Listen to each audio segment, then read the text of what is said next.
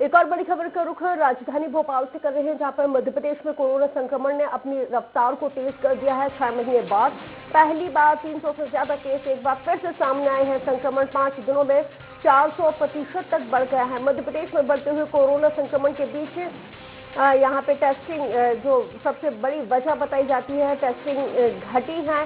प्रदेश में delta Omicron variant भी मौजूद है। मध्य प्रदेश में इंदौर पहले पायदान पर है तो भोपाल दूसरे नंबर पर बना हुआ है।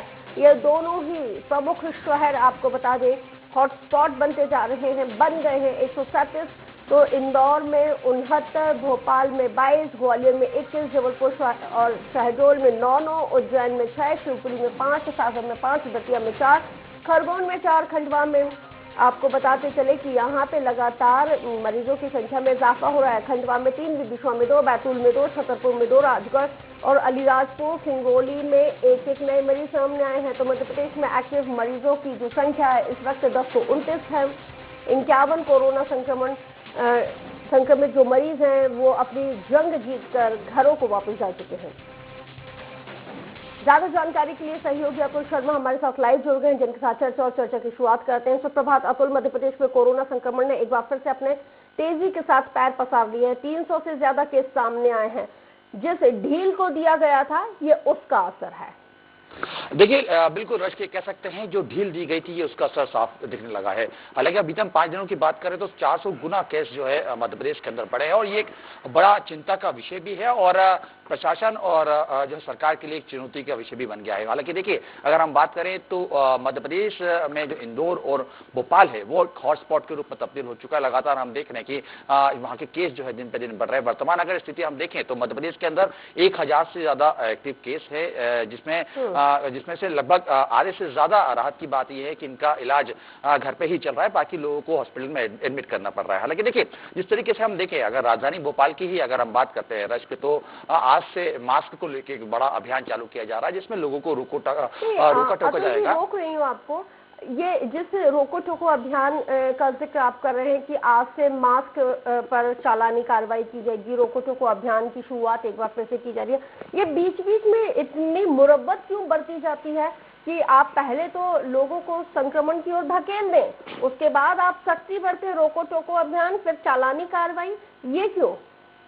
देखिए रश के इसके पीछे एक बड़ा कारण हम ये भी कह सकते हैं कि हमने देखा है कि जो दोनों लहर रही है उसमें एक लॉकडाउन की स्थिति रही है और कहीं ना कहीं लॉकडाउन से जो आम व्यक्ति है वो कहीं ना कहीं से पीड़ित भी रहा है और कहीं ना कहीं सरकार के खिलाफ इसका एक बड़ा गुस्सा देखने को मिल रहा है। और सरकार की यही चिंता है कि जनता के बीच में एक बड़ा आक्रोश जो है जनता सरकार को लेके नहीं रहे। ऐसे में बीच में ढील भी सरकार देती आई है और बीच में देखिए जिस तरीके से रोको टोको अभियान भी जो है चलाती आई है। लेकिन इसके पीछे देखिए ये ढील जब दी जाती है रश के, तो इसके पीछे जो खामियाजा है और जो तस्वीरें है वो वर्तमान में हम देख रहे हैं। और आने वाले दिनों में अगर हम एक्सपर्ट की माने तो जिस तरीके से आने वाले जो दिन है वो एक मध्य प्रदेश के लिए काफी चुनौती भरे दिन होंगे, क्योंकि दूसरी लहर में हमने देखा है रश की क्या हालात रहे स्वास्थ्य के और जो दावे रहे वो दावों की पोल किस तरीके से खुली है। दवाइयों को लेकर हमने देखा है कि लोग किस तरीके से दर भटके भी है। ऑक्सीजन की बात करें, हॉस्पिटलाइज की बात करें, तमाम जो दावे थे वो दावे लगातार खुलते हुए हमें दिखाई दी थे। बहरहाल अगर आज की हम बात करें रश तो जिस तरीके से रोको टोको अभियान किया जा रहा है,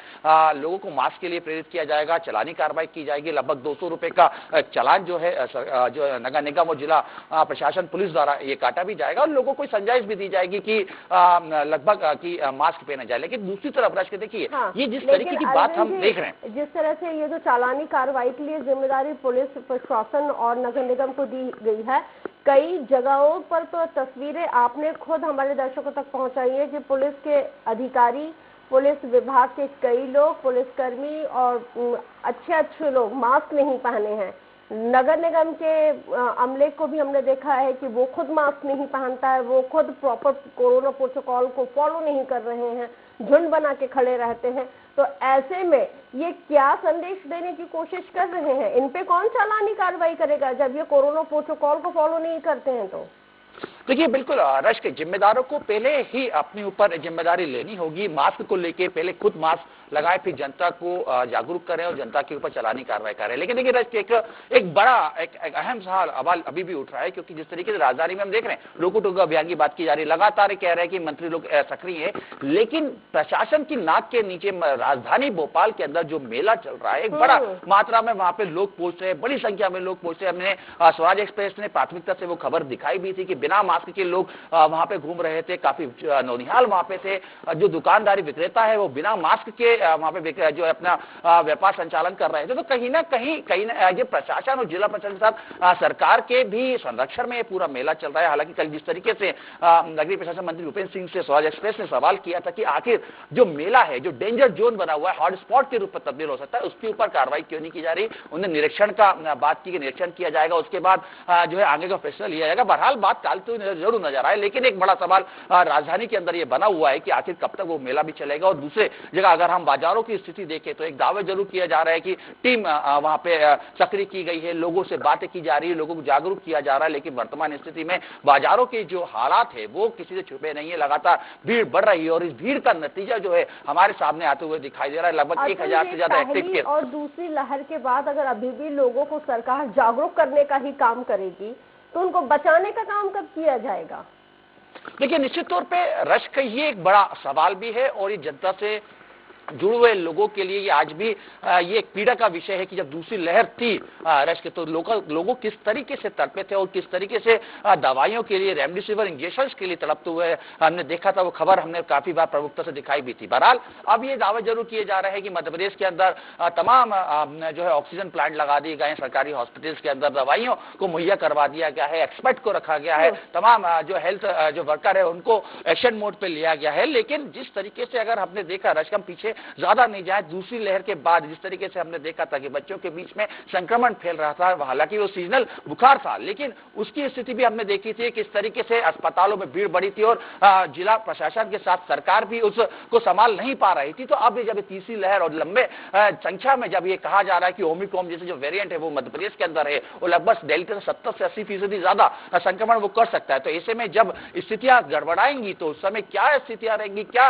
हॉस्पिटल्स के अंदर व्यवस्थाएं रहेंगी, क्या दावों की कितनी सच्चाई होगी, ये तो आने वाले कुछ दिनों में स्थिति जरूर साफ होगी। लेकिन हर बार स्वराज एक्सप्रेस यही लोगों से अपील करता है कि मास्क पहने, सामाजिक दूरी का पालन करें, सैनिटाइजर्स का उपयोग करें, ताकि जो कहा जा रहा है कि बच्चों के ऊपर ये तीसरी लहर काफी प्रभावित होने वाली है, तो कहीं ना कहीं नौनिहालों को बचाने के लिए हर इंसान अपना, हर व्यक्ति जो है अपनी जिम्मेदारी निभाए। बिल्कुल, इवन हम लगातार शुरू से चर्चा करते आ रहे थे अतुल जी, क्योंकि जिस तरह से स्कूलों को खोल दिया गया, ऑफलाइन क्लासेस स्टार्ट कर दी गई हैं, ऑफलाइन पेपर लेने लगे हैं, क्योंकि प्राइवेट स्कूलों का भी दबाव लगातार बढ़ता जा रहा था, कॉलेजों को खोल दिया गया है और हम देख रहे हैं कि सरकारी दफ्तरों से लेकर प्राइवेट दफ्तरों में भी कोरोना प्रोटोकॉल का पालन नहीं किया जा रहा है। 50% क्षमता के साथ इनको खोला जाना था, लेकिन यहाँ पे हमें वही 100% क्षमता वाली स्थिति दिख रही है और प्रोटोकॉल का तो कोई पालन ही नहीं किया जा रहा। बार बार सरकार को चेताया जा रहा था तो सरकार कह रही थी कि स्थिति नियंत्रण में है, अब ऐसी स्थिति नहीं होगी। ठीक, ये वही कंडीशन हुई जो हमने सेकेंड वेव में देखी थी। हम अब तीसरी लहर का जिस तरह से अंदेशा व्यक्त किया जा रहा है, हमने जानबूझकर सरकारों ने प्रदेश की जनता को और देश की जनता को एक बार फिर से तीसरी लहर के मुंह में धकेल दिया। बिल्कुल ये कह सकते हो, ये कहना अतिशोक्ति भी नहीं होगी कि मध्य प्रदेश तीसरी लहर की जो है बिल्कुल दस्तक दे चुका है मध्य प्रदेश के अंदर, क्योंकि जो एक रफ्तार बढ़ी है और हमने देखा कि पिछले 5 से 7 दिनों के अंदर जिस तरीके से लगातार केस डबल होते जा रहे हैं, ये एक चिंता का विषय तो है ही। लेकिन दूसरी तरफ जिस तरीके से कॉलेजेस की बात करें, हम स्कूल की बात करें, अभी भी जिस क्लासेस लग रही है, बच्चों की हमने स्थिति हमने देखी है कि कई बार ऐसा हुआ है कि बच्चे सोशल डिस्टेंसिंग का पालन नहीं करते, मास्क नहीं लगाते हैं। तो ये एक बड़ा खतरा जरूर मध्य प्रदेश के अंदर इस समय और स्कूल कॉलेज के माध्यम से मंडरा रहा है। बहरहाल लेकिन दूसरी तरफ हम जरूर देख रहे हैं, देखिए अगर हम सरकारी दफ्तरों की बात करें तो वहां जरूर सख्ती की बात की जा रही है। लगातार सरकार अपील भी कर रही है कि मास्क पहने और तमाम कोशिशें करें कि एक दूसरे संपर्क ज्यादा ना हो। लेकिन कहीं ना कहीं ये जो एक बड़ा सवाल है कि ये तमाम कोशिशों के बाद भी जब जनता जागरूक नहीं हो रही है, सरकार का ढिलमुल रवैया चल रहा है। चिंता का विषय है अतुल जी, ना जनता जागरूक हो रही है, ना सरकारें जागरूक हो रही हैं। न केवल हम मध्य प्रदेश की, अगर हम देश के किसी भी राज्य की बात करते हैं, हम राजस्थान की बात करते हैं, तो वहां पे युवा सड़कों पर उतरा हुआ है, अपने मांगों को लेकर बेरोजगार सड़कों पर उतरे हुए हैं। दिल्ली में स्थिति हम देख रहे हैं, 5 राज्यों में जिस तरह से चुनाव होना है, वहां पे किस तरह से ताबड़तोड़ रैलियां चल रही हैं। कुल मिला के लब्बो-लुआब ये है कि सरकारों को कोई लेना देना नहीं है कि आखिर जनता क्या सफर कर रही है। बहुत शुक्रिया तमाम जानकारी साझा करने के लिए।